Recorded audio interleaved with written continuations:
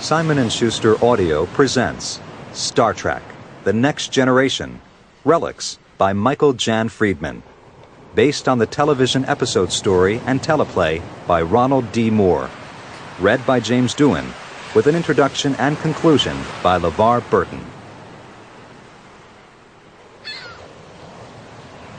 It's easy to idealize the past. Take sailing ships, for instance. Not the big, hard-hulled vessels we use today to travel through subspace from one star system to another.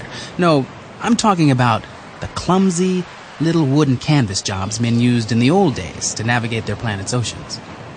When I was young, I liked to imagine myself at the helm of one of those ships. The wind singing in my ears, the taste of salt spray on my lips.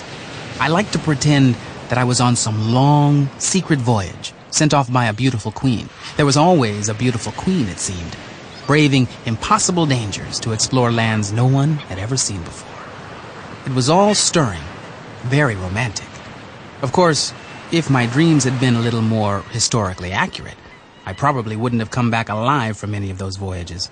In those days, sailors often didn't. If the scurvy didn't get them, there was a host of other diseases waiting in the wings, not to mention starvation, dehydration, and the occasional hurricane.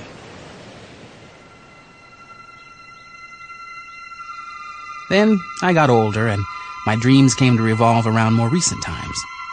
I imagined myself on board some early starship back in the days when everything was theoretical and experimental, and nobody was quite sure their shiny new machines would work the way they were supposed to.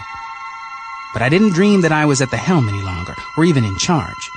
In those older, more mature dreams, I was the ship's engineer. The guy everyone turned to when things started to fall apart. The guy who could always figure out a way to do what needed to be done. Of course, it wasn't all romance and adventure in those days either. But the casualties were a lot fewer and the problems were a good deal more interesting. And so, when I took the entrance exams for Starfleet Academy, I wasn't aspiring to be Geordi La Forge captain. All I wanted was to be Geordi La Forge chief engineer. Then I could be one of those guys who put everything back together when it began to fall apart, just like in the good old days when they were still just feeling their way through the galaxy. Yeah, it's easy to idealize the past until you smack into it at warp 9.95.